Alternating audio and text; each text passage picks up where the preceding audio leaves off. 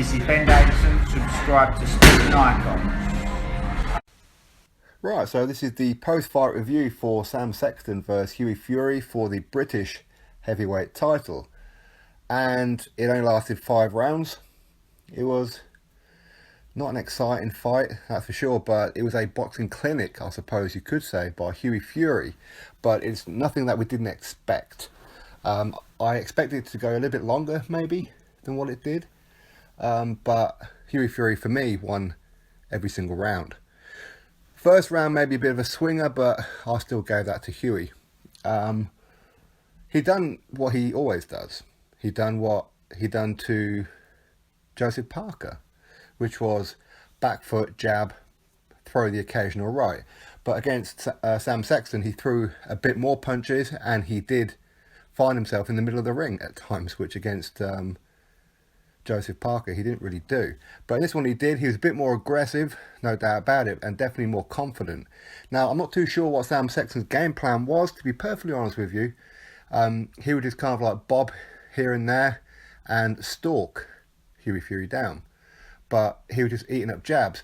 Now, most of the jabs from Hughie weren't getting through. They were hitting gloves, arms, that kind of thing. So they weren't really bothering Sam Sexton too much for the first 3 rounds.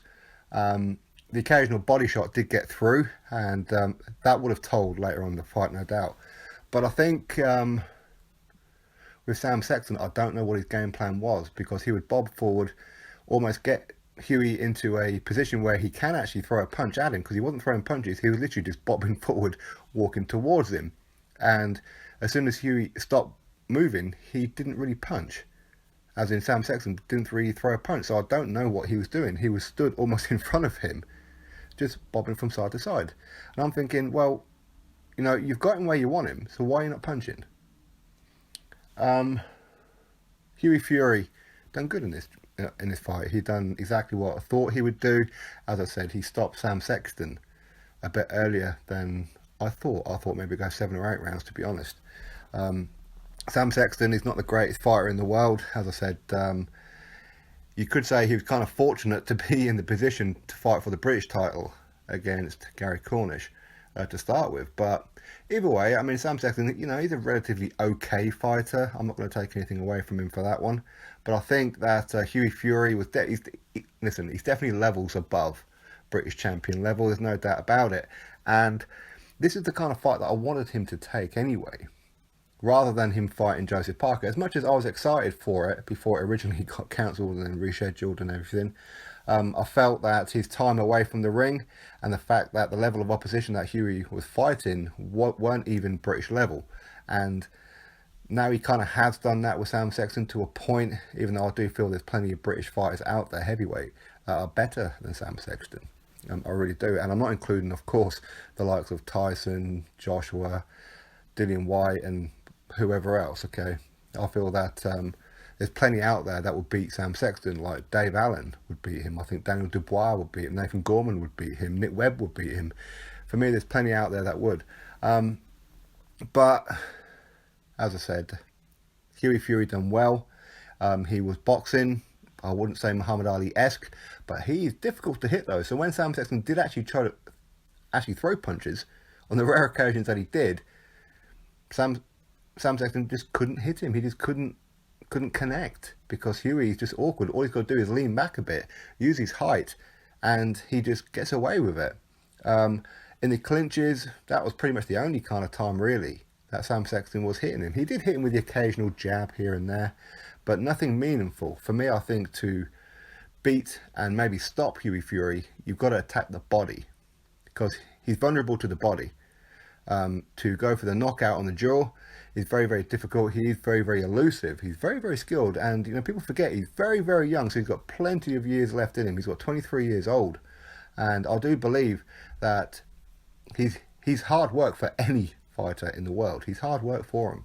But either way, it took him 4 rounds. In the 4th round, actually toward the end of the 4th round, with about 20 seconds to go, he hit Sam Sexton with a very quick combination, and I believe out of that combination, the one that took Sam Sexton off balance was actually a left hook, and he went up against the ropes. Hughie Fury missed, and then followed up with a big punch, and Sam Sexton went down. He got up, he survived the rest of the round.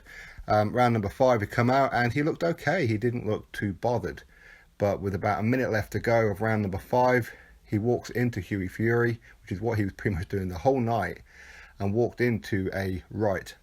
And Sam Sexton goes down, and just, you can see right away, he went to stand straight up and couldn't.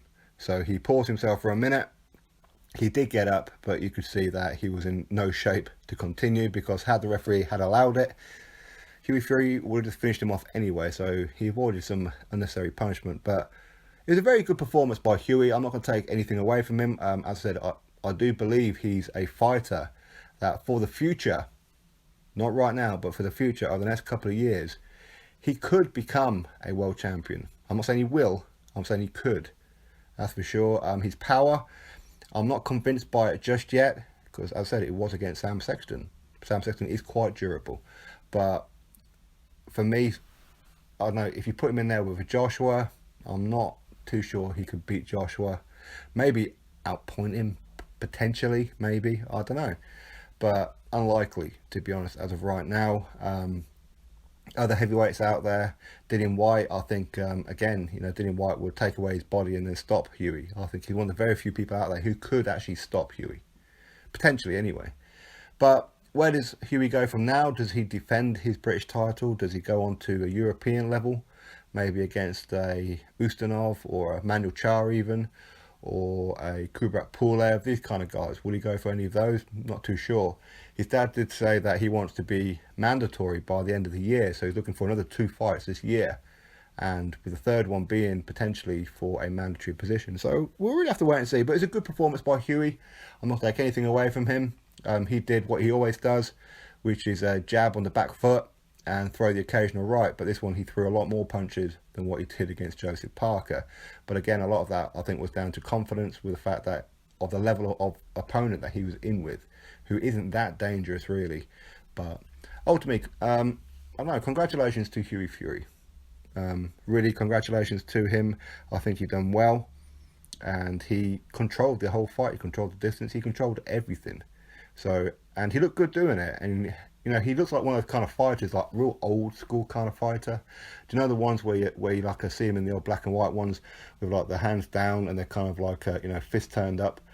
That's the kind of thing that he looks like. I mean, you know, he entered the ring with his hair immaculate and left the ring with his hair immaculate. So that kind of goes to show you the trouble that Sam Sexton put on him. Virtually nothing. So anyway, congratulations to Hughie Fury.